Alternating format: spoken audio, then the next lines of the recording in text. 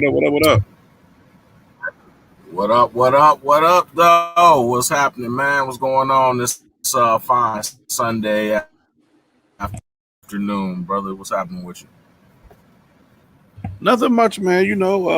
Just doing another little pop up, trying to get into doing that, popping up and getting the news out when it's kind of relevant, and trying to be able to Yeah. bring it to you when it's fresh, when it's hot in the streets, hot like me. yeah. Extra. Read all about it, right? Um. So yeah, man. I kind of approached Stedman and the guys, in reference to something that's been happening out here in these YouTube streets, man. A lot of crazy stuff, man. A lot of crazy stuff. It was funny. I was reading some comments in regards to the situation. They were like, hey, back in the 2000s, it was rappers having beef. Now in the 2020s, it's freaking YouTube personalities having beef, man, and that's wild, man. So let me get into it, man. What I'm gonna go ahead. We're here to talk about the ABBA and Preach versus Fresh and Fit um, uh, scenario beef, if you want to call it. But we're looking at it from a different lens. We'll talk and discuss the actual, points of the beef and the particulars of the situation. But as Freedmen, and as the title of the show says, nigga who, you know what I mean? Who's a nigga, And so our critique primarily is going to be in how we see that Black American culture, or Freedman culture, as we like to refer to it, is being, immigrants from Black immigrants, as well as other type of immigrants, actually emerge into the culture through hip hop primarily. That's the vessel, and then they take on the idioms and the colloquiums, or the different terms, different terms that we use.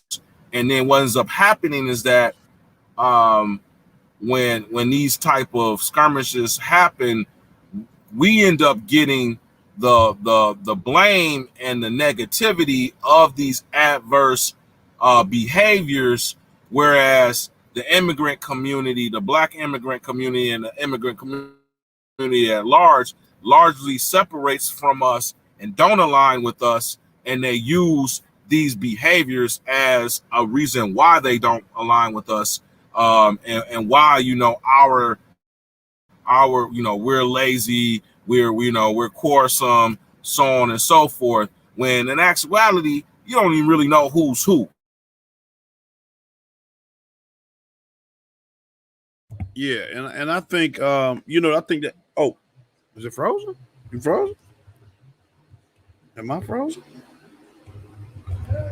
I don't know if J Rocky is frozen. It seems like he might be. But what I was going to say is the reason that's important is because optically, um, if we have to share the burden of representing a group of people who don't have that same allegiance to be representatives with us of the community, then what we're kind of doing is almost chasing our tails, right? Or you, like, the expression is like you fighting ghosts, because we're battling against stereotypes of us, um, that really don't represent our community or our values. And a lot of times what you'll see is, even like when you look at culture, like Black culture, Black American, or as I like to say, American Negro culture, what you'll see is a lot of people say, man, we don't have a culture. I had a cat when I was still on Twitter, man. He was like, yeah, all Black American culture is based off trauma. And I said, bro, I mean, that's just what it is. It's that's not true or false. That just is what it is. For example, I said every culture, every group's culture is just really it's the expression of their day-to-day life. that they've kind of codified in a way so that we do this now and because of this. And so like you lose sight of the purpose behind these cultural activities. You lose sight of the purpose of these cultural activities because you be so far removed from what they were meant for, but you still do them because of what they mean. For example, like the expression goodbye comes from God be with you. And so that just shortened down to goodbye. And so like when you look at Black American culture, right, as well, so let's say Jamaican culture or Haitian culture, our culture is no less or no more a product of oppression than theirs is, right? But because we look at those countries as made up of one singular Black people, we just assume, like, kind of almost mentally that it's always been this way. And so, like, for example, Haitians for the New Year, for the Haitian New Year, they eat a dish called soup jumu, which is pumpkin soup, right? That's what they eat for the Haitian independence and for New Year's. The significance of soup jumu or Haitian pumpkin soup is that when the French controlled the island, the Haitians couldn't eat pumpkin soup. So one of the signs that they were free people finally was that we could eat pumpkin soup whenever we want to, right? And so that's the significance. So when people say like, "Oh, Black people don't have a culture," what you do, and the reason it can be so hard to discern our culture from wider culture or wider American culture, which our culture is American culture, is because our culture is so commercially viable that whenever we do something, jazz, rock and roll, blues, R&B, funk, whenever we do anything, it's so commercially successful. Other groups take it, they adopt it, and then they go and try to do their own version of it. And as Black people, we're so friendly, and I do mean that. We're so friendly and loving of a people that we don't try to put the clamps on and say, look, this is ours. This is the same ours as it would be Japanese folk music and folk art, or Native American folk music and folk art. This is ours. This is our folk art. This is our art. You know what I'm saying? And so the whole, you get lost in the sauce of what a Black American or American Negro culture is because it's so pervasive in world culture. We're so influential to world culture that you lose sight of what's ours and what's not. Well, I'll let you get back to what your point was. Yeah, man. Obviously, I was having some technical difficulties. Thanks, Ted. So I believe I came in on that. You were just talking about, you know, how it's hard to discern from Black American culture versus American culture at large, right? Yeah. I mean, and essentially because Black American culture is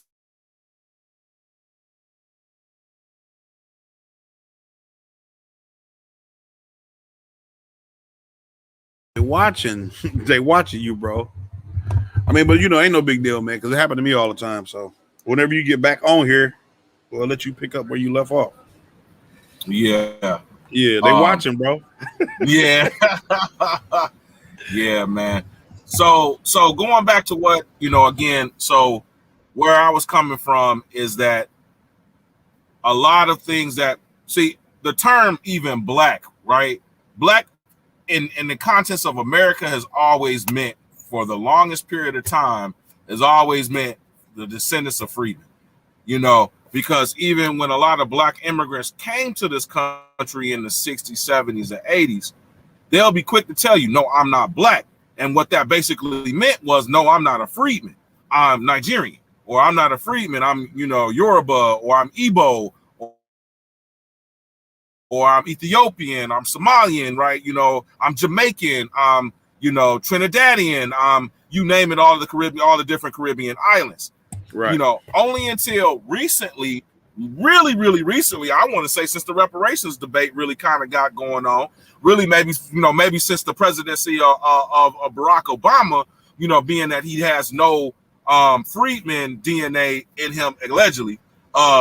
Check out the real the real dreams, the dreams of my real father. That's some stuff for you. But anyways, freaking, you know, then it became, okay, well, he's still Black, right? We got Kamala Harris, right? You know, well, she's Black, you know what I mean? So then the morphing of Black ended up being kind of more so of a general you know, general marker for anyone that is part of the sub-Saharan African ancestry, right?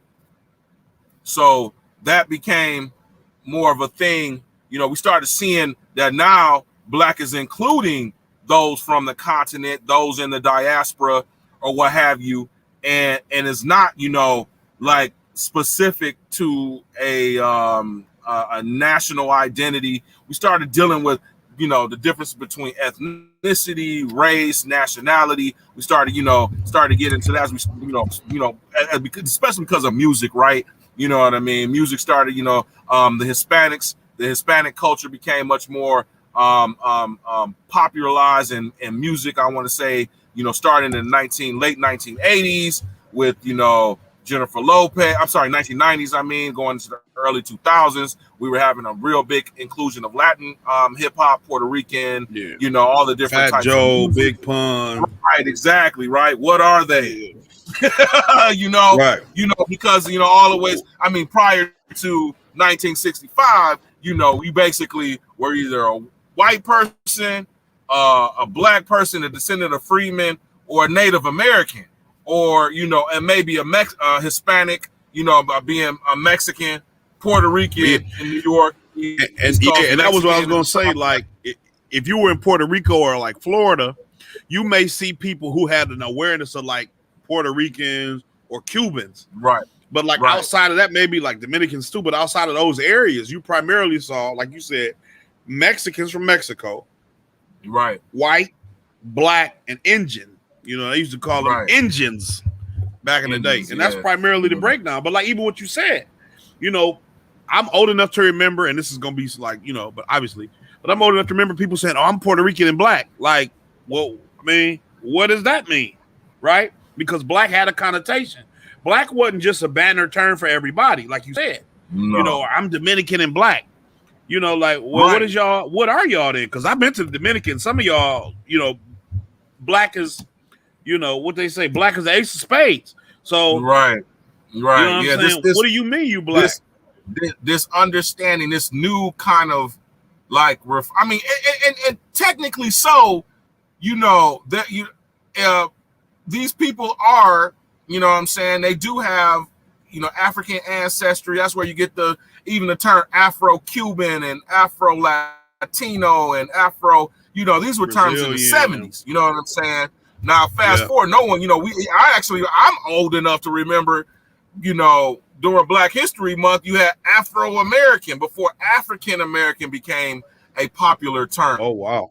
Afro-American was used and you know, as another term for Black, but that was meant to connect us and tie us to the diaspora, you know, which I would learn later on because I didn't even know about an Afro-Latino or Afro, you know, anything at that point in time. It was only until the explosion, like I said, of you know, Hispanic culture or did you know, into the popular sphere, like with like I said, Jennifer Lopez and Daddy Yankee, like the reggaeton, all of that reggaeton and all of that started coming out. You started to say, wait up, you know, you started seeing these people like, wait, you know, hold on, you know, because for the most part, everybody was, you know, the white version. Because so here's another thing: Hispanic is an ethnicity, it's not a race, right? And in the term,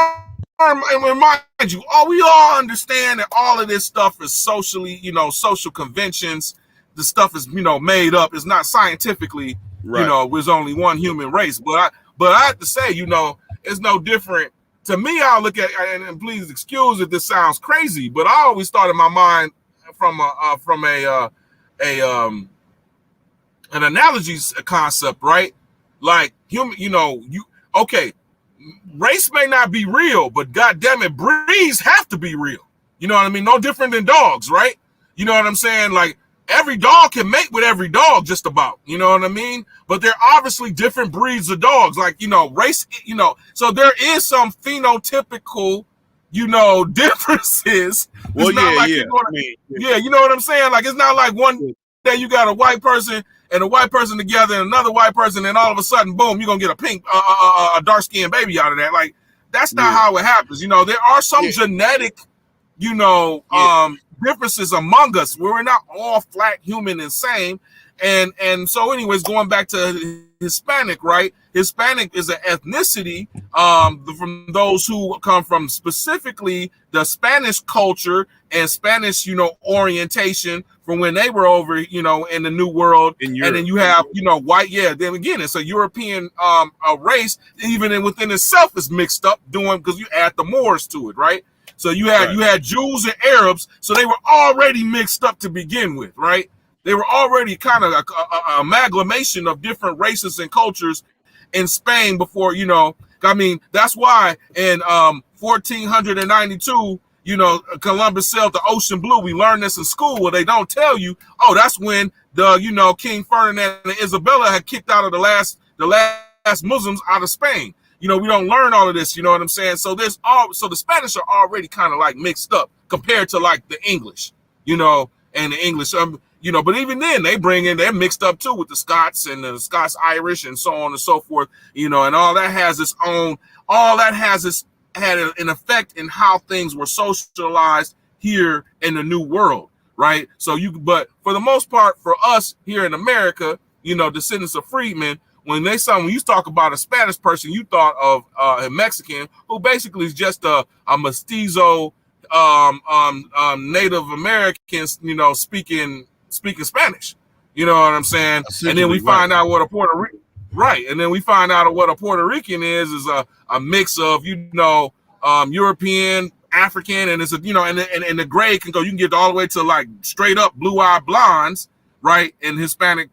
We're basically the European versions, you know, all the way to you got, you know, like kind of like I said, mestizo, Native American, you know, and then you can have all the way straight, you know, straight from Africa or straight descendant. Their bloodline didn't mix at all, right? So you can have those three different extremes or those three different categories, and then you can have a mixing of all of them, right? You got the mestizo with the African, you got the African with the white European, you know what I mean? You got the white European with the Hispanic, or I'm sorry, with the Native American or indigenous type of people. You got the, you know, so it's like damn near 6-7 different ways it could be all mixed up, but it's all quote unquote Hispanic. Now as of late, we're, you know, because we're accepting and knowledgeable of these other black groups, now, you know, they're just black the same. You know what I'm saying? And then you throw in Jamaica and you throw in, you know, the Portuguese, because technically they're not Hispanic. They're based off of Portugal, right? Well, they still consider Portugal Hispanic. Language. Yeah, they still consider the whole island of Hispaniola. I don't think so, man. Oh, they do. Yeah, they do. Hispaniola, no, we're talking about Brazil. Brazil is not Hispanic. But they're considered. I see what you're saying. Yeah, the Iberian Peninsula, I believe they still consider. Yeah, Portuguese are considered Hispanic. Yeah, if I'm not mistaken. Either or, but they might not be. With all this being said, these people have their own, you know, their own culture that they've developed in here in the New World that they have, and they are quick to set apart and say that they're different from us. You know, they're quick to let you know what I'm saying, that, hey, they're not this. Don't mix, you know what I'm saying? Especially because, you know, here's the thing. The freedmen have always been at the bottom. So when you come over here, you don't want to be associated with what's at the bottom. That's what you're going to, you know, no, we're going to be with, you want to try to push yourself to what's ever socially acceptable and economically acceptable and class acceptable. You know what I'm saying? But now what's happened is that, you know, we have, because black freedmen culture, right? I'm gonna just be specific. Freedmen culture has always set the tone of what the larger American culture is. It always have, you know what I'm saying? And now is whereas before you would have, like, let's say the whites would take it on, like you said, you have, you know, blues, rock and roll, right? You know, that completely was taken from freedmen descendants in the South. Right, that music, Chuck Berry, you know what I mean? It crossed over with the white face. It was given, you know, was softened up for white audiences, exported out to the world, right? To where you can actually have the Brits intercept it, and then bring it back to us. And then, you know, to the point to where I used to have kids in school tell me that rock and roll was created by white people and not black people. You know? Right. Like, by the time I come up in the 90s, now we're in grunge, heavy metal, you know what I'm saying? All these different forms that delineated from the original rock and roll. Now it's something totally different, and now it's alien. And you know what the funny thing about that, bro? Like, because I actually listen to a lot of like classic rock. I even listen to some grunge. I listen to some heavy metal. But like, so I listen to blues, Chuck Berry, Fats Domino, Little Richard. Right. You know, Jimmy is my guy.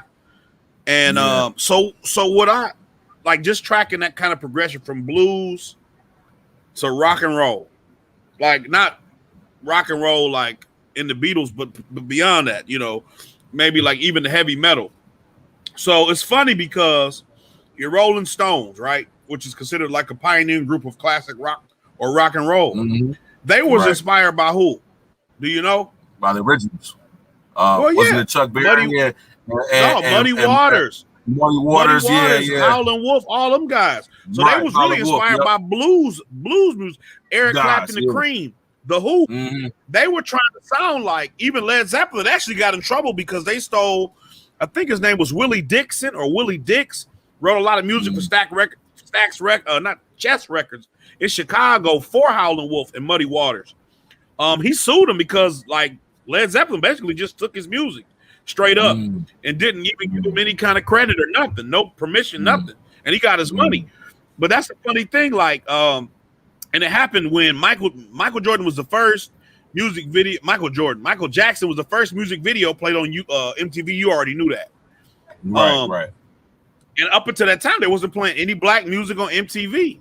So Keith Richards, the lead guitarist for the Rolling Stones, said he didn't want to be on MTV if they wasn't going to play black music, because he said everybody wanted to sound like us, and we wanted to sound like black Americans. And so that's the kind of convoluted way we live in this American culture. White Americans, they don't want to go down. Now you have some of them who wised up and did go and wanted to be around Muddy Waters and a lot of those Delta blues musicians, Muddy Waters, Howlin' Wolf, John Lee Hooker. I ain't gonna get into getting around those guys. But you had a lot of them. They wanted to try to sound like the Rolling Stones or the Who, or like I said, Led Zeppelin, or I forget his name now. Considered the living gods of rock and roll. Eric Clapton. Right. They wanted to sound like them. And so you would shoot an American culture that's ours to get it secondhand from a group of people who want to be us. You see what I'm saying?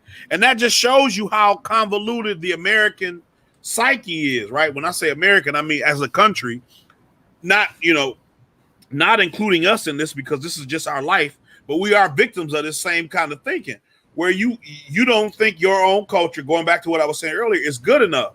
Everybody wanted, like Paul Mooney he said this in one of his specials. Everybody want to be a nigga, but don't nobody want to be a nigga. And that's essentially what it is. You want all the good about being a black person without any of the hardship. And I would love to give the hardship up. I'd love for the hardship not to exist. And this is why we're talking about this. This is why we try to do this show where we educate people and try to get you to be more civically engaged. Because the hardship doesn't have to be a representation of black American or black American Negro life. But they have become so synonymous that for a lot of people, you can't think of black people without thinking about poverty, without thinking about a lack of opportunity, a lack of education, a lack of outcome. You know what I'm saying? Lack of class, a lack of being astute and studious. Black. I mean, we hear it all the time. As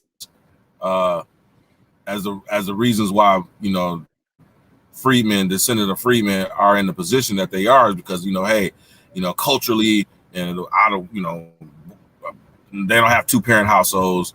Culturally, all these negative things that are associated with it. I mean, and a lot of it's based in truth, but it's based on a social condition that was put upon us. Right? It's not a choice we made. Yeah, exactly. It wasn't like we desired this is the way it was going to be. Right. This is going to be our optimal living conditions that we're going to have single right. parent homes. Right. You know, it's a condition of the exploitation that we suffered against. You know, like, but even like just to kind of talk about our culture again, like I told you before we got on here, step and fetch it. I was just looking at his Wikipedia a little bit. So his real name is Lincoln Theodore Monroe Andrew Perry. So anybody who kind of knows, you already know because I told you, but anybody who can kind of guess from that name, what does that name say? I'll read it again. Lincoln Theodore Monroe Andrew Perry. What does that sound like? Sound like a Caribbean name, don't it? Yeah, especially with all them damn names. Yeah. Yeah. You know, a lot of president names on top of that. That was a bunch of presidents' names. Yeah. Right. Somebody was liking the American presidents. Somebody just got to America, bro. Yeah. You know what I'm saying? His parents immigrated to the United States in the 1890s, and they were married, where they married. And by 1910, the family moved to Tampa. Now, he was born in 1902. So his parents, all these people would have been president by then, with Theodore Roosevelt, Abraham Lincoln, Monroe, James Monroe, and Andrew Jackson, right? And so their previous presidents, yeah. Lincoln. Well, Theodore Roosevelt might have been in 1902. He might have either just left office or something. Yeah. But his father was Jamaican. His mother was Bahamian. Okay. And he was his persona, the step and fetch it persona that he created. His billing when he would be performing was the laziest man in the world, right? So you have projected this idea, playing on white stereotypes, right? Feeding into white stereotypes about black people, that black men are lazy, right? And you have made money, right? He earned $1 million. First black actor to earn $1 million. And he made that money by exploiting a culture and a group of people he did not belong to. He had no personal connection to us. He could have easily, by his parents both being from out of the country, he could have easily put on a Jamaican accent. He could have easily put on a Bahamian accent and been the laziest Jamaican man in the world or the laziest Bahamian man in the world. But he chose, because he lived here, he chose to play on those stereotypes of the white American audience and make $1 million selling us out. And so forever, the idea of step and fetch it is will forever be tied to Negro American men, right? When that's not the history, that's not who he was, right? He was born here. He was an American by birth and by law, but by culture, that wasn't who he was. Right.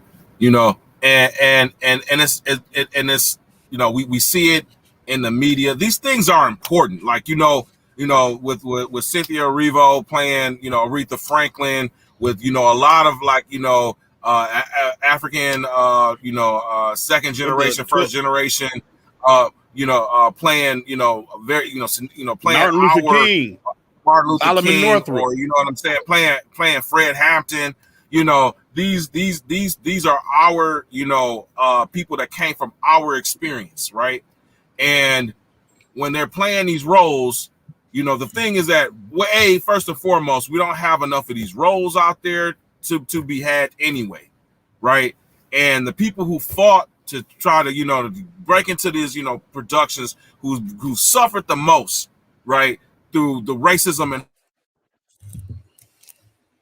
Hollywood, and this system has been around, for hundreds of years. Because we going back to the step and fetch it, that's just off of the minstrel shows, right? That was a 20th century version of minstrel shows that were back post Civil War and previous to the Civil War, right?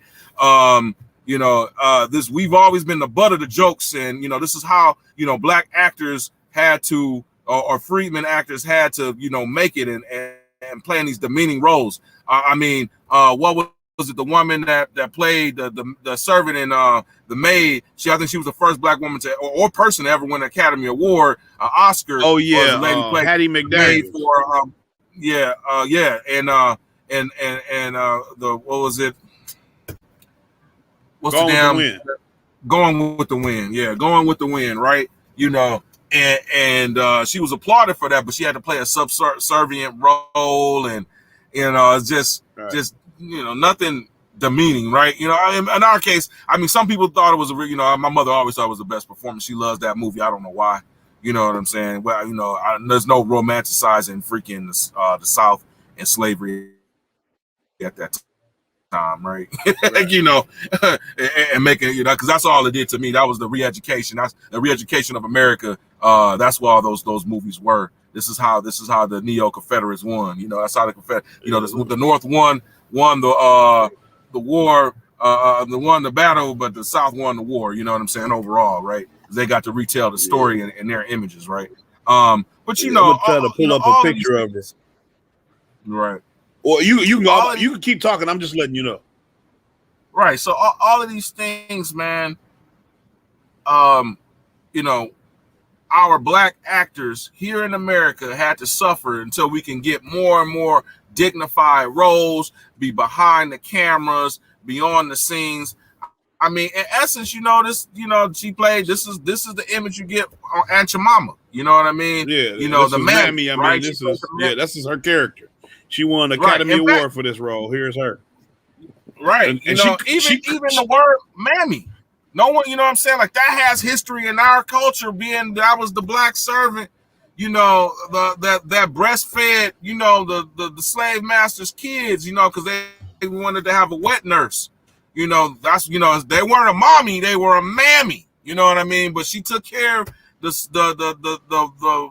slave master's kids and family, better than her own because she had to, and so this is where it comes from, man. That's where the term "mammy" comes from. If you know or may not know, a lot of things have a lot of history in our struggle here. Just like as there's, like you were saying about the Haitians eating the pumpkin soup, right? And probably the same with Afro-Brazilians and Puerto Ricans and so on and so forth, right?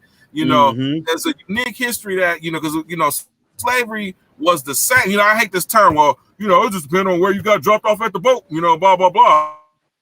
They're still black, you know what I mean? True, granted, yes, we are descendants of Africa. That's crazy, bro. Now, see, this is the part. This is like a fetishization where you have like white people who feel guilty, and so they do this performative bullshit. You know what I'm saying? Because this don't bring nothing to nobody, bro. This ain't gonna take. This is not gonna undo 400 years of torture that's going on until today. You know what I'm saying? Like, bro, stop doing this. Do tangible stuff, man. There's tangible things that y'all can do in the world to try to improve the condition of black people. It's going to take sacrifice. It's not going to take breastfeeding in front of a picture of 400 years ago. Could have been one of our grandmothers having to breastfeed, you know what I'm saying, against her will, bro. That's not going to do it. That's not going to make things right. That's not going to tip the scale. And so going back to getting back to everything, man, let's stop. And how, trying to bring this all in the context is that we have a unique culture. The Freedmen have a unique culture, and part of that is usage of the word nigga, and this is what brought my attention to about these guys and all of this is that there are a lot of people have an issue with the word.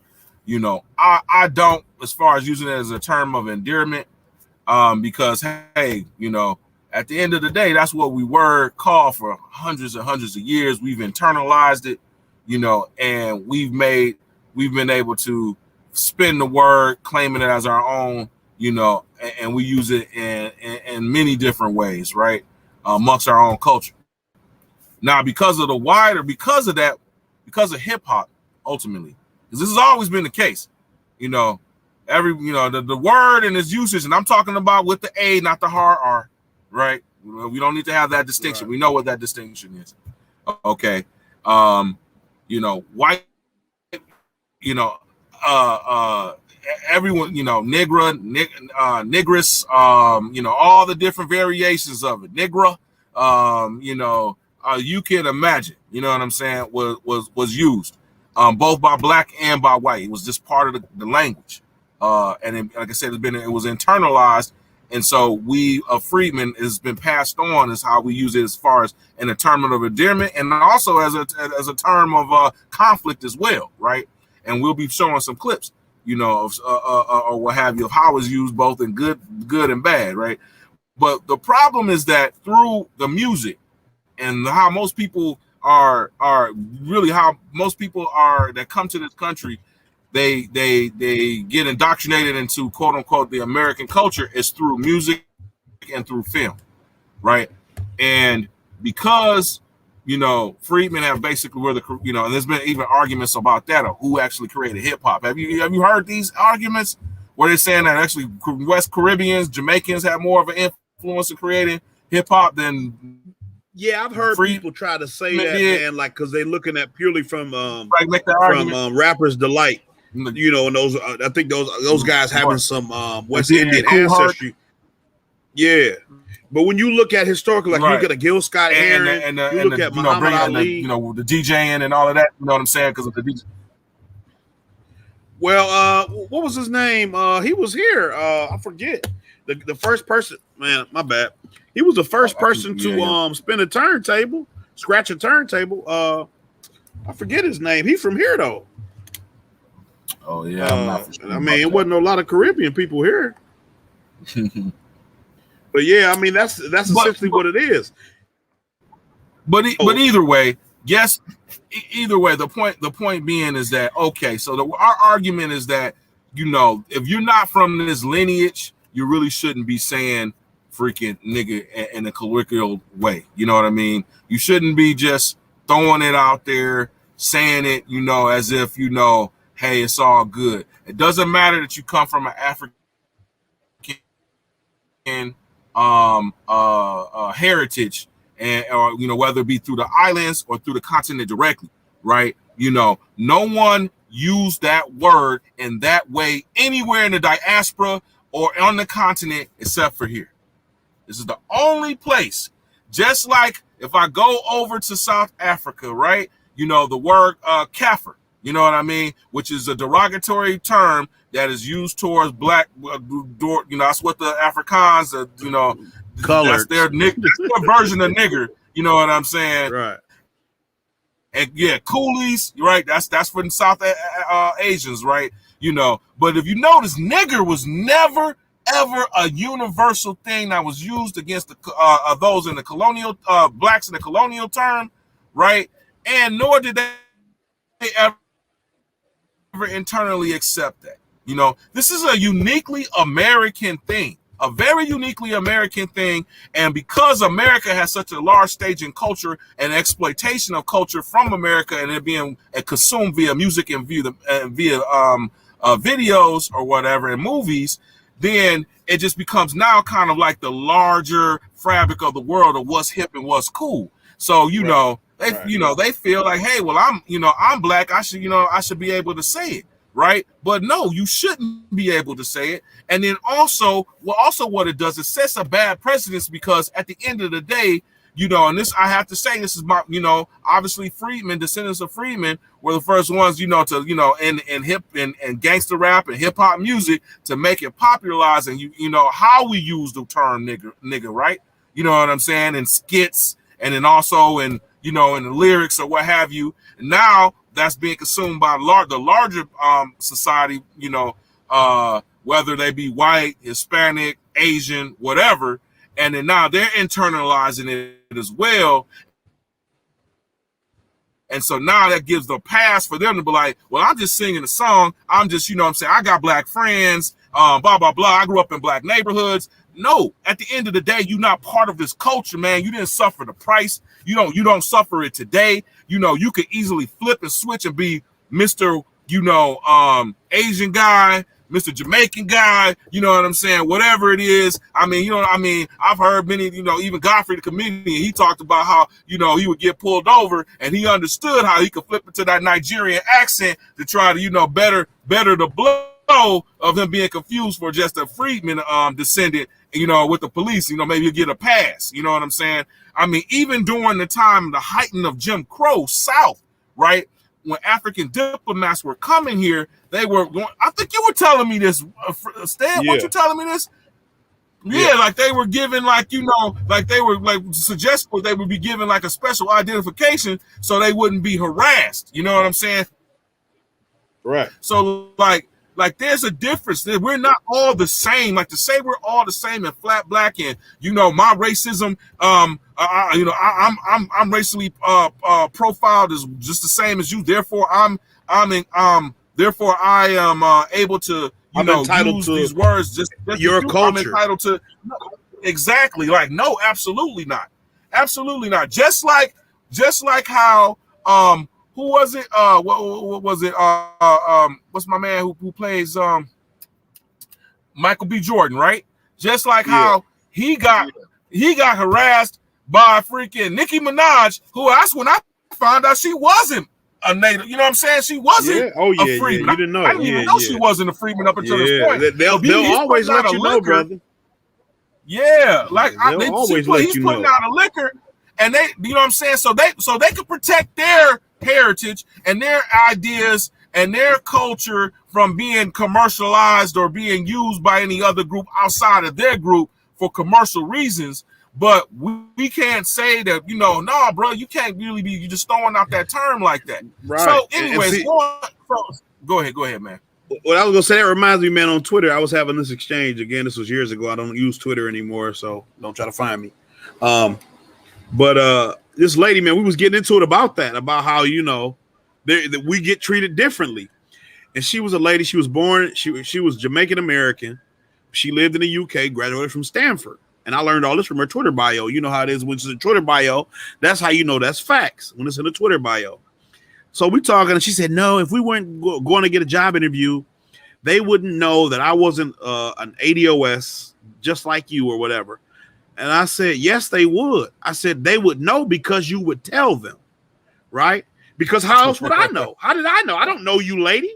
Right. How do I know that you live in the UK, that you went to Stanford, that you're Jamaican American? You told me. You told me because you put it in your Twitter bio, and you did that because you want to make sure people don't think you're me.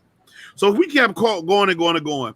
And eventually I said, look, the more you talk to me, the more you diminish the value of a Stanford degree. And that got her to leave me alone. So I got one up on a Stanford grad, so I'm living life. So let's go into the topic at hand. Give some context to what we have. I'm gonna go ahead and share my screen real quick. Share. Hopefully this works, man. Okay, share screen. I'm sharing the. I'm just gonna share the entire screen, dude. Screw it. Let's see what it does.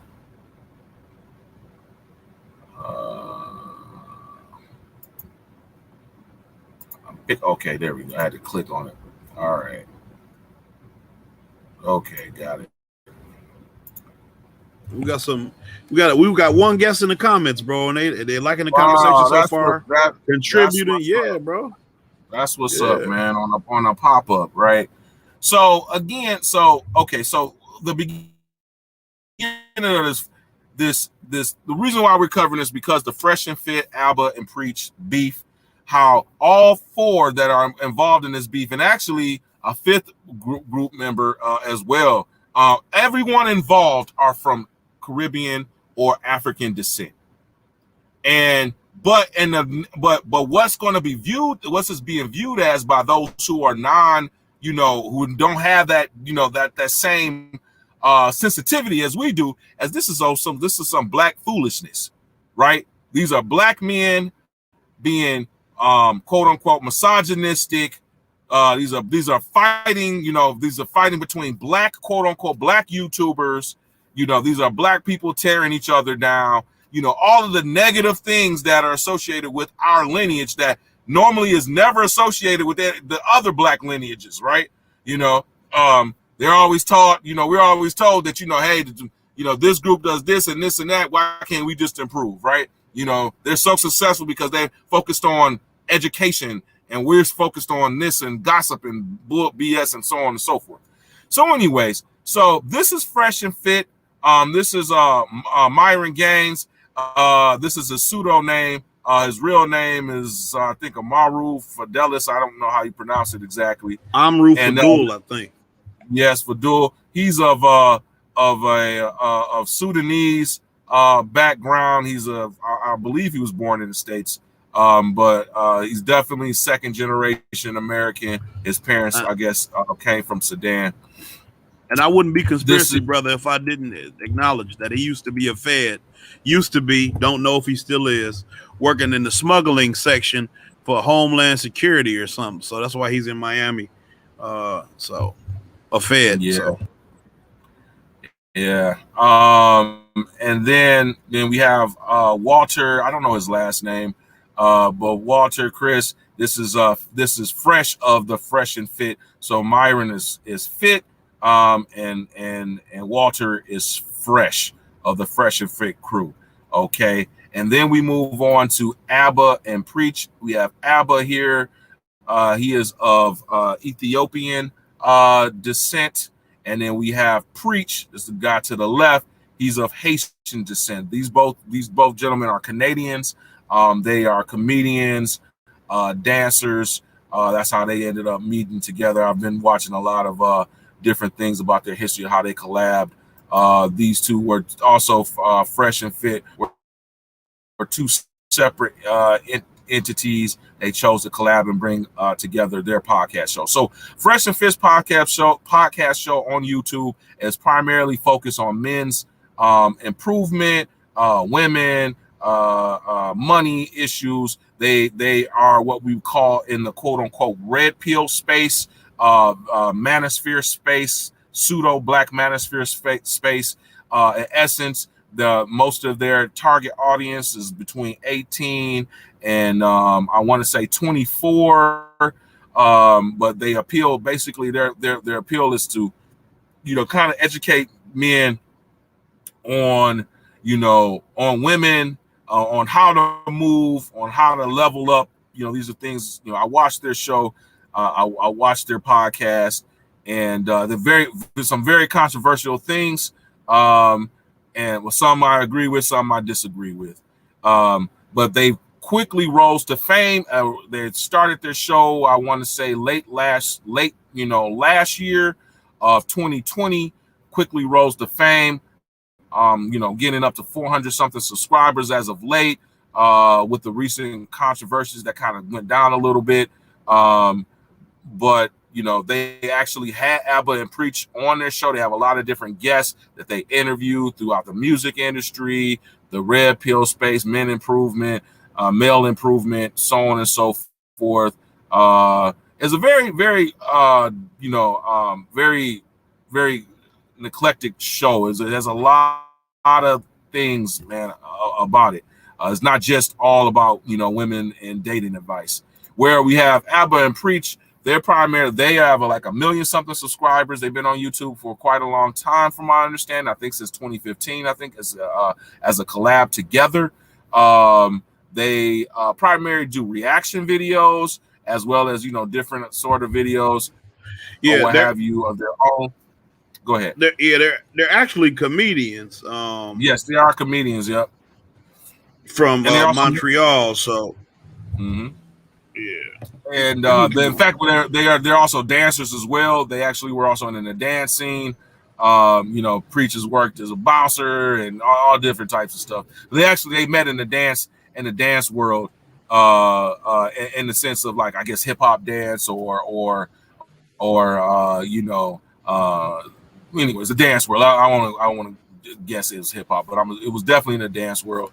And Preach tells a story. You can actually go check that out on they just recently was on No Jumper Adam 22 interview, both of them separately, and they go into how they collabed, and also they talked about this beef. So what was the start of the beef? Like, what happened, right? Like, why do they beef? Why are they beefing? Why is this of any significance? Why are we even talking about it? Well, as of the last week, actually 2 weeks now, in essence, a critique video that Abba and Preach did in relation to an earlier appearance where Abba actually went into the studio, and to Fresh and Fit studio, and the subject of prostitution came up. Is it good for men to pay for prostitutes versus not to pay? That discussion came up, and they both Abba and Preach and Fresh and Fit took different sides. Fresh and Fit were negative or con against men ever paying for sex, whereas Abba and Preach didn't see a problem with it.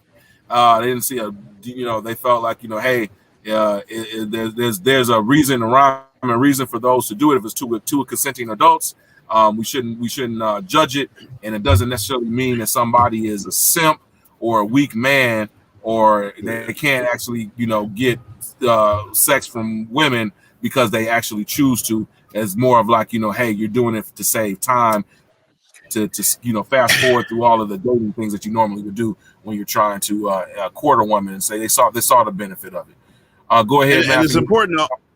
It's important to recognize too that I've been preaching Canada. Canada has legal prostitution, so that definitely could be a reason why they take a much different perspective on it. In America, prostitution is illegal, and so there can be a connotation that only certain types of men use prostitution, just like only certain types of people do drugs or become addicts. So it's all about what you're used to.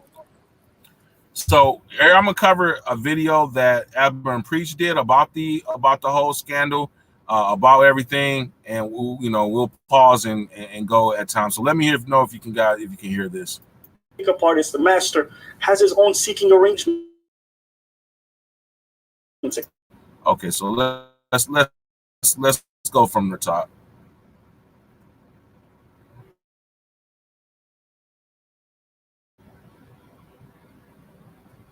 Oh,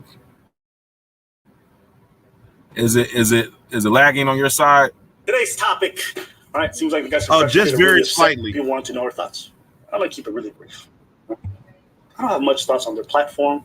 Are they doing some good things for some people? I'm sure. I'm no doubt. I'm not even denigrating that. We just came at them for their ideas with regards to paying for box and all this stuff. Thought it was full of shit. I'm like, yo, relax, niggas, doing it for box. Even more, what I find really distasteful is you come to find out that Myron Gaines himself, right, the so-called pickup artist, the master, has his own seeking arrangements account, his own profile. All right, this is on the web. You can find it. This man's out here talking about don't pay for box, don't pay for box. He's on a website for sugar daddies and sugar babies. Okay. All right. You want to be a giant hypocrite? Do your thing. Okay. Then you come to find out this man's talking about, listen, we want burning desire from ladies. Ain't that what they say? Right? You want to get their best. So you got to earn it. Come to find out, this man's telling girls in the DMs that if they want to come on the platform, they have to fuck. And if they don't, he gets upset about it and he gets all pissy. Oh, you fucked all my other boys. You won't fuck me, then you can't get on the platform. So, all right, so I'm gonna stop sharing for the moment, man. So as you can see, so that was kind of the genesis of it, was that later on, so the original interview that Abba and Preach actually showed up was like some months back. I want to say maybe March or so. Then this information kind of came out about Myron being on the sugar daddy site, and there was this lady called Anna Quinn that was accusing him of, and had showed the text message where he was, basically he was saying, hey, if you want to, do a collab with me, then we need to have sex. Ultimately, we, and so it kind of looks hypocritical. Of Myron and Myron and Fresh, that you're against quote unquote men directly paying for sex with cash, but you're okay with leveraging some sort of clout or something else, other of value for access as well. So from Abba and Preacher's perspective, it really is no discernible difference. It's the same thing, and in fact, you're a hypocrite. So when they released that video, in turn, the reaction, from Fresh and Fit, they thought that they were blindsided by this because they felt like, well, hey, they should have been warned, or they should have been told, hey, what's going on, or what have you. So they took to going in this tirade and making, ad hominem attacks against Abba and Preach. And I think they're going to show some more on it. But did you want to go and speak to any of this, or we continue to go back to the video? Yeah, I'll let you go. Are we supposed to be seeing the video or just hearing? Oh, I you thought want us I to was watch it showing. or just I hear it? wasn't sharing it. You didn't see it when I Well, shared. I was sharing it. we could hear it. I didn't see it, but we could hear it. You couldn't see it. Oh man, Nope. I was. Oh man, I don't know, man. I was You can sharing. go back and just screen share it again. Yeah, let me do that. Screen share. I thought I was sharing. I thought I was sharing my whole screen. I wasn't sharing my whole screen. No, you were sharing it earlier, but then it went off. So I mean, if you want to do it all, you can play that clip again and keep going. Well, no, we're gonna just keep on going. We're gonna keep on going, bro. Okay. Yeah. So you gonna share I again want or to go backward. I'm gonna share again. Yeah, okay, see, I'm sharing it right now. Can you see? Yeah. You can see it. Yeah. You can see. I haven't hit play yet. So wait, you want to bang a girl who just wants to come on the platform for clout? And you think that's burning desire? And again, guys, I don't even care that she goes about that way to bang girls. Do whatever you want. You earned your platform. Go ahead. Needs the hypocrisy of these ideas. You preach to these men that they have to always seek this thing, that this is the way to live, that this is the best way, but you don't even walk the talk. That's what I find distasteful. It's like Derek Jackson talking about be faithful to your wife, don't pay for box. Come to find out this man's cheating on everyone. How are you any different? Can you tell me? Now everyone think, well, we're attacking people on the manosphere. I don't care about the manosphere. I don't care about none of this. Move with integrity in life. That's it. I'm not here about some scene. Oh, you can't go on this podcast. I don't care. At the end of the day, the truth remains the truth. When I came into the game, when I was listening to Patrice, we didn't call it red pill. We just called it the truth. These niggas is fronting on some points. That doesn't mean they're not helpful to you. Maybe if you're one of their fans.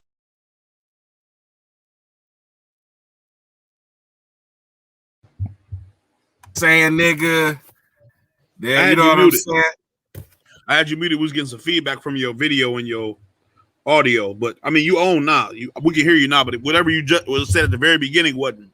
Oh, okay. It wasn't in. So I'm just saying, good. So again, this isn't this. We're not just attacking Fresh and Fit, or critiquing Fresh and Fit. It's not even an attack. Yeah, no attacks. Like, no attack. There's no attacks, but we're saying like, dude, like why y'all throwing nigga around so easily? Even if these were all Freedmen brothers, right? Even if everybody on this and in this was involved was Freedmen, you know what I'm saying? This is I'm saying? I would be highly like, yo, don't talk that way when you got mixed company. You know what I'm saying? Because all it does is give other people the weight, you know what I'm saying, that gives them the latitude to go ahead and refer to themselves and just pick it up and just, it's quote unquote for the culture. I'm about the culture. You know what I'm saying? I hate that freaking term. You know what I mean? I think Puff Daddy and them was the first ones I really heard, like, really make that a thing. Like, now hip hop culture is supposed to be black culture, right? You know what I mean? Solely in of itself, right? It's just, it's like, yo, man, this is not what's up, at the end of the day. Like, you could use every type of euphemism in lieu of saying nigga. You know what I mean? Like, that's not necessary to do, Use something else, man. Now, amongst your boys, whatever, in private company, man, talk the way you talk, because I surely use it. You know what I mean? Here and there. Sparingly. I don't do it all the time. Like, a person that, I always got told, a person that just curses, and all the time is a person that doesn't, know how to express themselves, doesn't have an expansive vocabulary. So, at points in times it's appropriate, and at other times it's not, but it shouldn't be a crutch like every other word coming out your mouth. Go ahead, Stead. Got something to say? Well, yeah, I was gonna say, I have a tendency to use that word, man, and how I look at it, I do think in a way that it disempowers the word when we use it. At the same time, it bothers me, but it doesn't bother me in a way like, I can't believe you said this. I'm about, but for me, it's like I told you before with Sean King. People call him Talcum X and shit. I don't call him that because I don't know what his real racial makeup is. I got family that's real light skinned. My little boy got blue eyes. Mm-hmm. Okay. So I don't know what his makeup is. I don't. But I don't want to make white people feel comfortable to talk about suspected white people who posing as black people this way. You see what I'm saying? Talk about y'all people. Call y'all people names. Old girl who pretended she was black, call her something. old girl who pretended she was an Afro-Latina, Jessica La Bombalera, she was from Kansas and she was Jewish. Call her something. But you know, I'm not gonna get into that game with them in public because they don't know how to be respectful, bro. They just feel like, oh, I'm just saying what you said, like you said. And bro, like, no, you can't say what I say. You can't do what I do. It's not all right. It's not all right. Exactly. It's not okay. It's no different from like when chicks call each other, you know what I'm saying, bitches, right? You know what I mean? Like, you know, there's women, they've internalized that just as they internalize nigga, you know what I mean? You know, that's so funny. But anyways, but you go ahead and like, you know, girl, you know, females that are cool with each other, bitch this and bitch that, blah, blah, blah. You know what I'm saying? But, you know, that don't give me the right to be like, yeah, bitch, you know what I mean? You know, yeah, bitch, do this and that. Not as I 10, I wouldn't even ever be using it in the way of endearment. You know what I'm saying? As a male to a female, right? But yeah, you know, and then just honestly, we should, like, again, we should refrain from doing this show, you know, doing this type of behavior in front of mixed company. That's my thing, you know. Going into like, you know, as you know, like I remember the NAACP supposedly had buried the word and all of that. Yeah, but, you know, here's the thing. My thing is, you know, everyone's been saying nigga until it became not appropriate for white people to say nigga. They said nigga too, and nigger, and all the different variations of it from time immemorial. They're the ones who came up with the damn word, you know. But freaking when it became socially unacceptable for white people to say it, now all of a sudden we got to get rid of the word. You know what I mean? And so I'm against it from that perspective. But at the same time, no, you ain't cool. No, non-black people, non-freedmen. I'm gonna go this far. Non-freedmen. You know what I'm saying? No, don't use that shit around me, dude. I'm gonna say something to you. You know what I'm saying? Like, you in my presence, I'm gonna say something to you, dude. Like, straight up. Like, no, you know what I'm saying? That ain't you. You something else. You something else, man.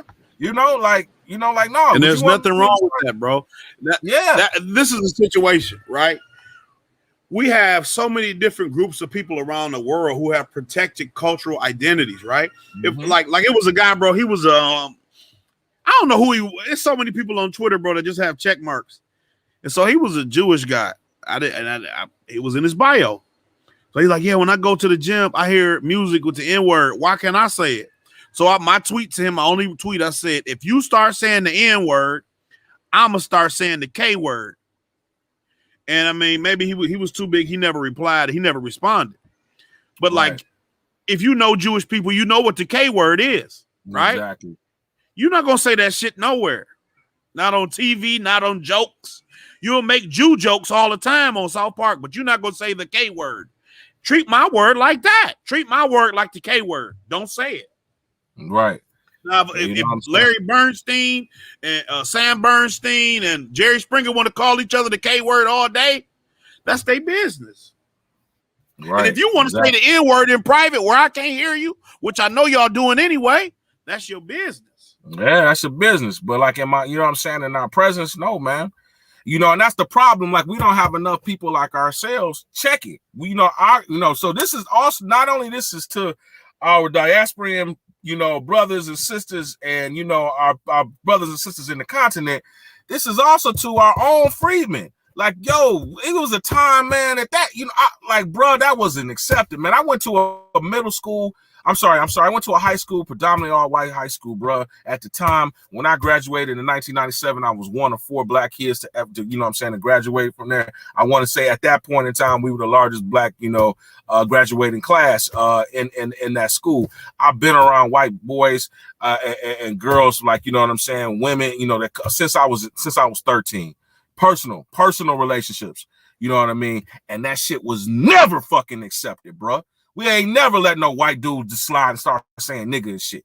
No one ever did that, man. You know what I'm saying? But this fucking new generation, bro, I'm the last of Gen X, man. But this millennial and Gen Z generation, man, that grew up don't with blame us, bro. Don't blame me. Bro, I'm telling you, it's our generation too, man. I'm 33, cuz. Yeah, Gen X too. Y'all, I'm saying, y'all the beginning of that skinny jeans shit. You know what I'm saying? Like, look, like y'all were much more. Look, in my generation, I was the ass end of it, And we were like almost the pioneers, you know what I'm saying, of dealing with, being in interracial groups and gatherings and crowds, you know what I'm saying? Then hell, y'all came after us, you 10 years after me. And then now these ones are in their early 20s. So now it's much more of a thing. Everyone got, it's not, our dealing with each other is way more as far as culture. And now, see, when I was coming up, rock and roll, heavy metal, grunge music, you know what I'm saying, alternative music, that still was the mainstream popular music. You know what I mean? Hip hop was coming up, but it hadn't taken it over quite yet. It hadn't become corporate as much, but you started to see it. You know what I'm saying? With the NBA and things of that nature, you starting to start using, with Allen Iverson's. It was moving in that direction. You know what I'm saying? And definitely by the 2000s, you know what I'm saying? It superseded rock music or, white versions of rock music as being the predominant cultural music. You know what I mean? By the 2000s and definitely by the mid 2000s, it was a rap. Black culture is the lead, or Freedmen culture is the leading culture by far, both commercially, so on and so forth. That's why you're seeing all these other different groups.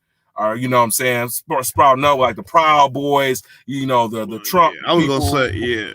I was gonna say that's why you see for Monday Night Football, they keep trying to have them hillbilly guys and the country music. Ain't nobody listening to that shit, bro. If you listen to country music today, and I'm saying this to somebody,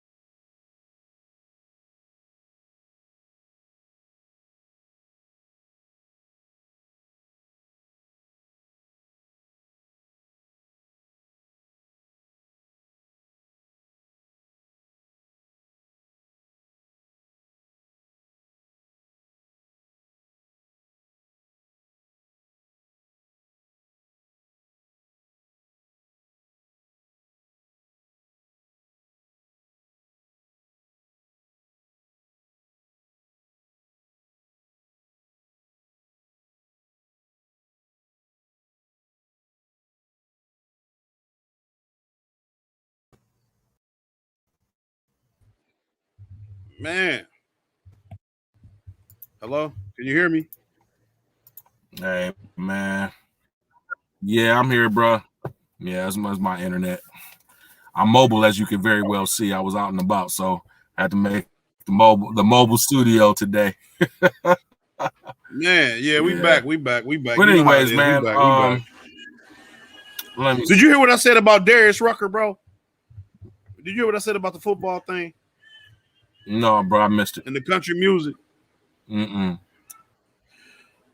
Well, what I was saying, I was just saying, the only reason, like when you look at the Monday Night Football, they keep having that country music shit on. The only reason they do that is because they're trying to give white people the alternative to music that isn't made by black people, right? Because there's a plenty of still hillbilly, redneck, white guys who don't like black people who like football. And so they like black people when they're playing for their team or for their college, but I'm talking about as human beings. And I was saying, even still with them trying to get rid of black people by playing country music, Darius Rucker, a.k.a. Hootie and the Blowfish, is still killing the charts with that. So you still can't escape our impact on American culture through music, through art, through food, through celebration, through anything, because we're American. But you also got to temper your use of our specific cultural words and actions, because some of that shit is all skinfolk ain't kinfolk.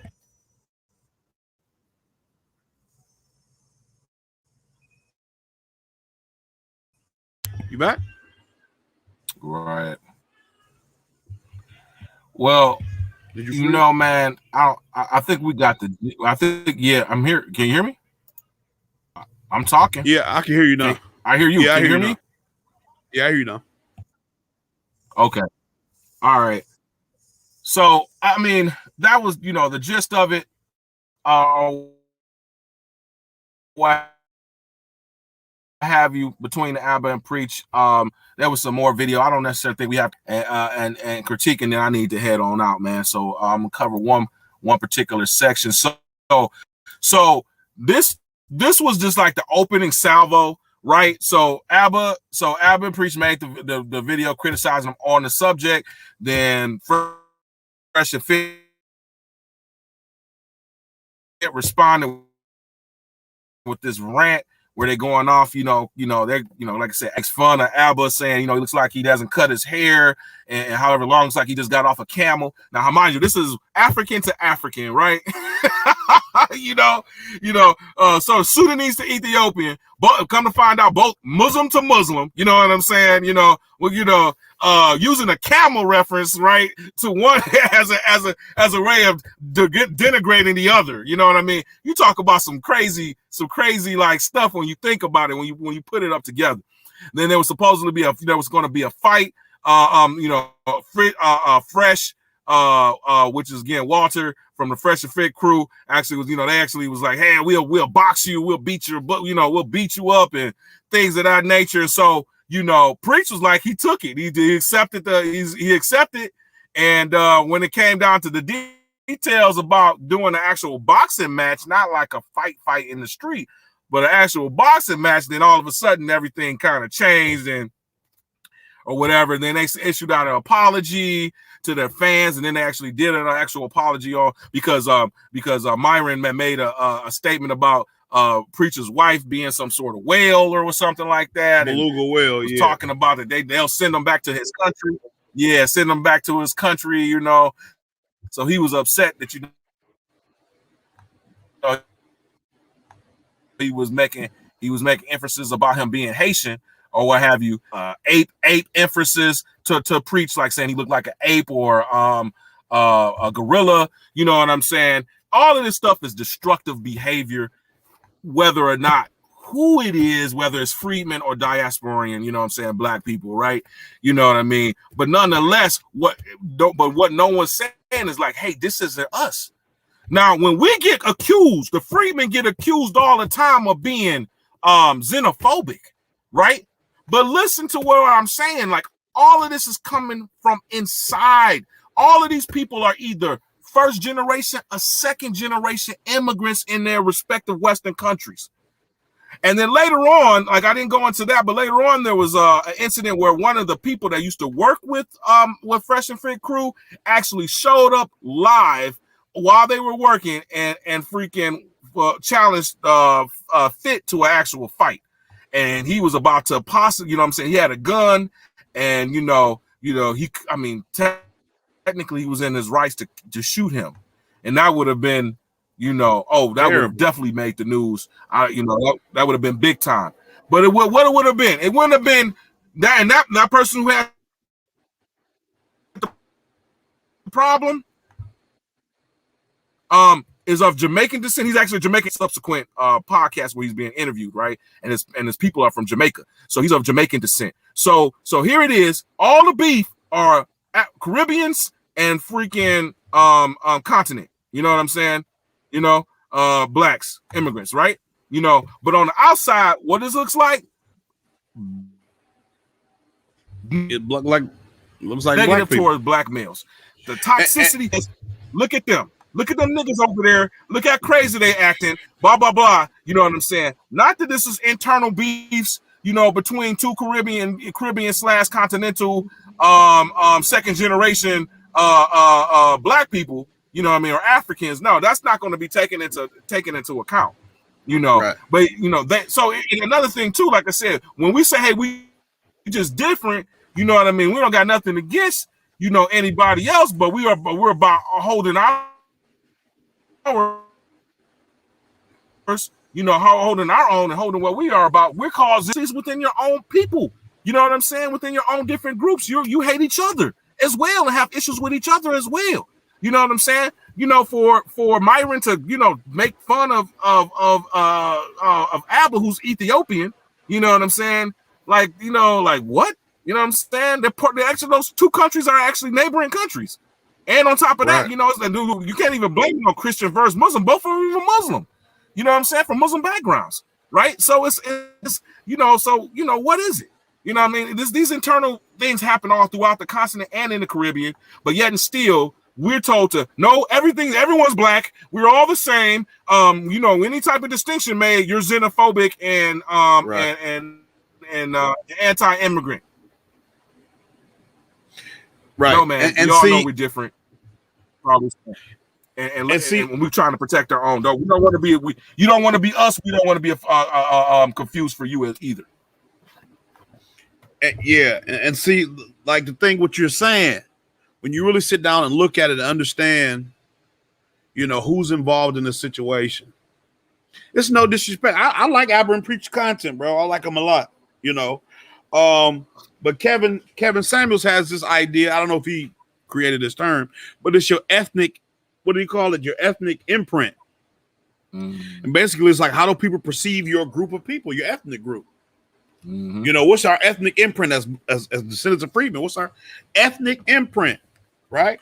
And so this damages your ethnic imprint, like we said with Step and Fetch It. You got people damaging your ethnic imprint who don't even share your ethnic imprint, right? And that's one of the hardest things that we got to understand as a group of people. You know, black people, that's just a very general term, right? But like, they do this in America. But go and tell a Mexican they're Puerto Rican. Go and tell a Dominican they Puerto Rican. And see how and Dominicans and Puerto Ricans are genetically probably the same. The only difference is the islands. And I'm not even trying to be like, oh, just genetically, they're probably the same. They both came from the same Spanish, the same Native Americans, and the same Africans. They're the same, bro. They're the same. You put a Dominican next to a Puerto Rican, you can't tell them apart by looking if you try. And you might not even be able to tell them apart really hearing them speak because they both talk fast as hell. You see maybe it might be some differences in the Spanish. It might be some maybe, but the islands are so close they interact. You know what I'm saying? They so close they interact. Like we could tell the difference between a Canadian speaking English versus us, or a British person speaking English versus us. But I mean, to an outsider, it's the same. Go tell a Chinese person they Korean, or go tell a Japanese person they Vietnamese. See how they feel. You see what I'm saying? All black people aren't the same. Right. We may all be of equal value to the overall process, but we have unique cultures and histories that do not need to be cast aside for no reason. You know, we are who we are. To one or to a base. We can all agree that we might want to work for the collective diaspora uplift. That's fine. But I'm still a descendant of freedmen, an American Negro, and you still, even if you in Africa, you're not going to tell me you Nigerian. You're going to say you Igbo or Yoruba or Benin, you know, or Hausa. You're not going to say you I'm a Nigerian. Because then I'm going to say, well, what language you speak? And you're going to say one of them tribes for the language. You see what I'm saying? If you Jamaican, you're not going to just say, well, I'm black. You're going to say you Jamaican. Like the situation with Sha'Carri Richardson, like in the tweet, when the person was making fun of Jamaicans saying, y'all acting all excited like y'all still ain't got to walk barefoot to y'all coconut stand. You don't have to be insulted to the oppression of other people, bro. You know what I'm saying?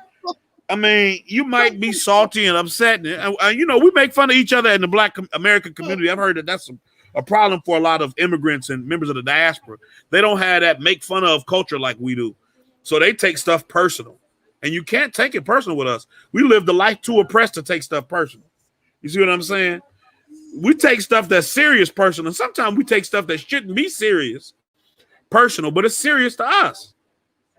You know what I'm saying? So we all God's children or whatever. But we also still need to understand, like, I'm different. You different, and that's fine. Yeah. You know, So to like you that talked point, about dogs. I wanted to play it. Okay, go ahead. Right. Just shut me up, bro. Just say the word. Shut me up. Yeah, to that point, I want to play this clip where I'm sorry. No. I was just saying to that point, I wanted to play this last clip where we have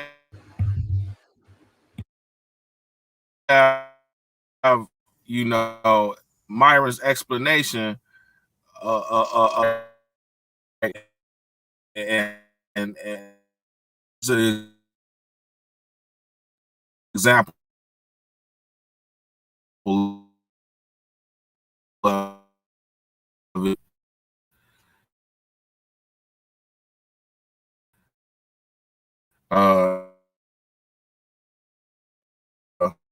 Because again, he phenotypically doesn't look a lot of his. You there? Can you hear me?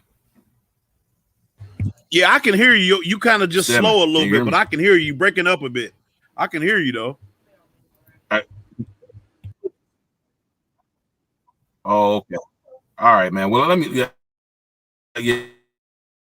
That's our cue. That's my cue. Let me go ahead and share this clip. Let me share this clip real quick, man, and then I'm going to call it a quits. We'll make my final.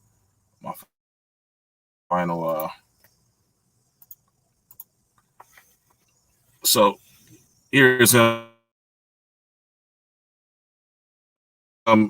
addressing his blackness, quote unquote.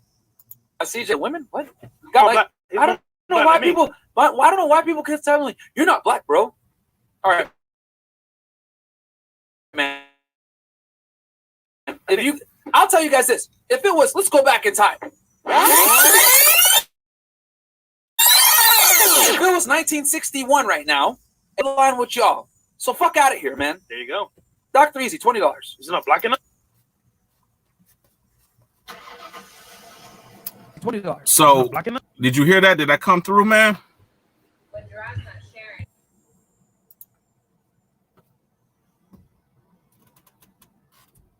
Play that one more time. I don't know what's going on, bro. Hey, did you hear that? I didn't get to hear it. Play it one more time. All right. Let me. Okay, man. And then I got to go. I got to back up the clip. Fresh and fit. I like how they do this, bro. They actually timestamp points in their episodes. Yeah, you could. So do you that can now. go to it. Yeah, we need to do that for ours because we have, our stuff be long and stuff, and maybe somebody just want to get to see us certain. And then you got to share the screen again because it's not showing that you're sharing right now either.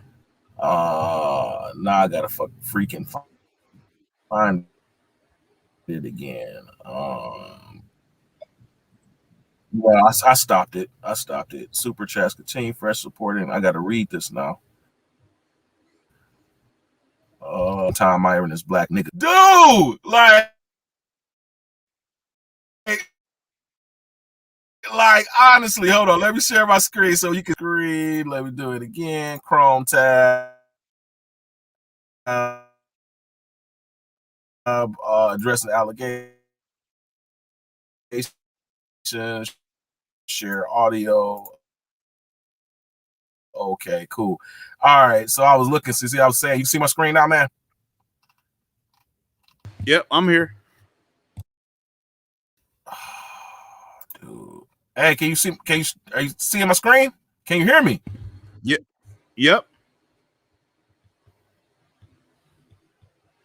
You can't hear me? Yeah, you can't hear me? Can you see my screen? Yeah.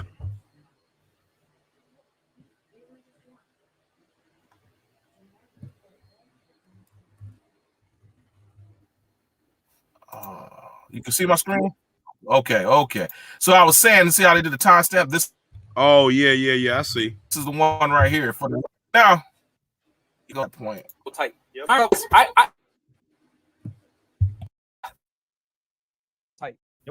parents are from God damn, man. If it was 1961.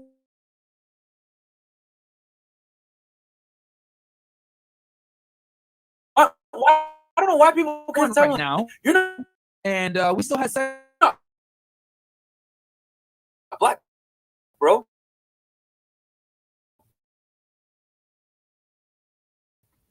All right, man. I'll tell you guys this. If it was, let's go back in time. If it was 91 right now, and we $20 for black.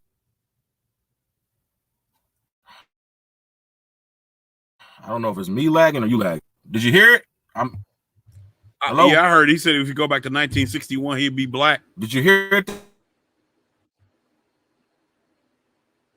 That time, man. Yeah, I heard it.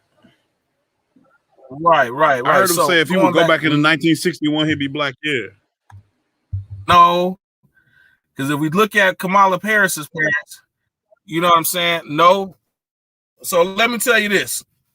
Sudanese, because even now, Sudanese Arabs, and then by definition, Arabs that are looking at dark skin as him, even darker, with more phenotypical features of a black person than he does, that are actually classified as white people today, because most of them recognize themselves as Sudanese Arabs, and Arabs are part of the white ethnic group. So odds are is no different than like Kamala Harris's mama, right? She was listed as white, Caucasian, because they wouldn't have, you know what I'm saying? They know what I mean? You know, odds are in 1961, you know, your parents would have been trying to say that you were anything but black. and I mean, even to that end, her dad on his birth on the birth certificate, he said when they put down race, he put down Jamaican. So that's not even a race. Right. So your mama white and you and your daddy Jamaican, which don't mean black, because they had white Jamaicans, especially when he was there, and they got a lot of Jamaican Indian immigrants who they had as indentured services they brought to the Caribbean. So I mean, none of that says black, bro. None of that says that you me. Yeah, exactly. So exactly, you know what I'm saying. So to go back to that whole, what would have been the likely experience in 1961? Odds are your people would have been claiming they were black. The Sudanese black people, like what we would say is definitely black, but they recognize themselves as Sudanese Arabs, and